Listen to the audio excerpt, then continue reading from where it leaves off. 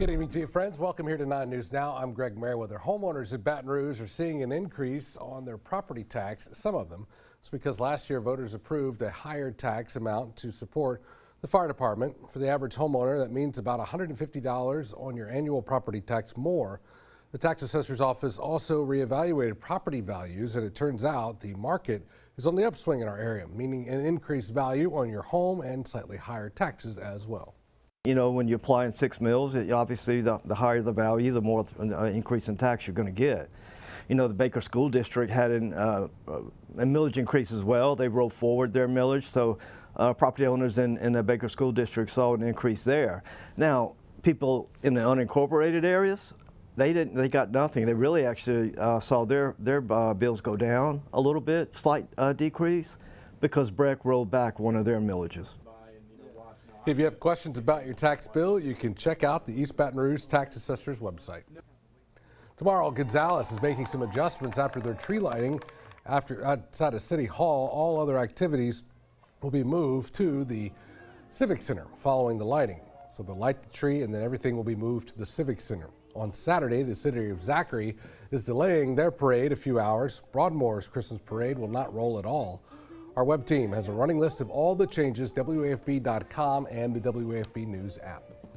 Speaking of the next few hours, let's get you over to our meteorologist, Henry Blakes. Hey, Henry. Hey, Greg. The rain, at least the steady rain, is out of here. Still looking at a bit of drizzle that could continue the next couple of hours, but nothing compared to the 4.7 inches of rain that accumulated at Baton Rouge Metro Airport. That breaks the old daily record rainfall for today of just over 3 inches that was set back in 2016. Now, the National Weather Service will provide the official number by tomorrow, but so far from what we're seeing, 4.7 inches is what we picked up. But Port Allen, just near the locks, over 6 inches of rain, not far behind are Morganza and Denham Springs with well over 5 inches of rain. And notice those amounts extend across much of southeast Louisiana, anywhere from 3 to 6 inches of rain. Southwest Mississippi, roughly between 1 inch and 2 inches of rain. So the steadier rain or the heavier rain has exited the WB viewing area, still leaving a little bit of drizzle across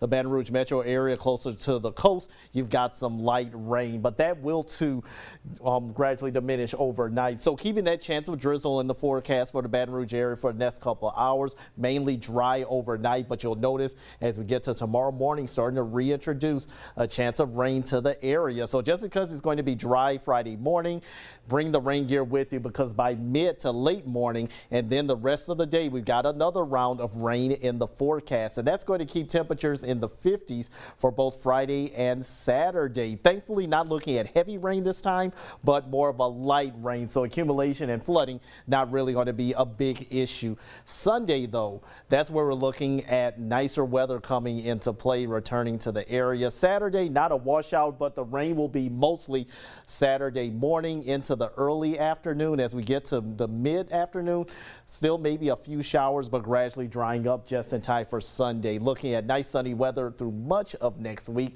A little bit on the cooler side for Monday and Tuesday, thanks to our next cool front, but notice Tuesday morning could be waking up to a light freeze in some locations, mainly along and north of the I-10-12 corridor. But after that, the weather looks picture perfect for next week, Greg. All right. Thank you, Henry. Amid the Baton Rouge budget fights, the city constable says she needs more funding to protect what she says is one of the most vulnerable buildings in downtown Baton Rouge.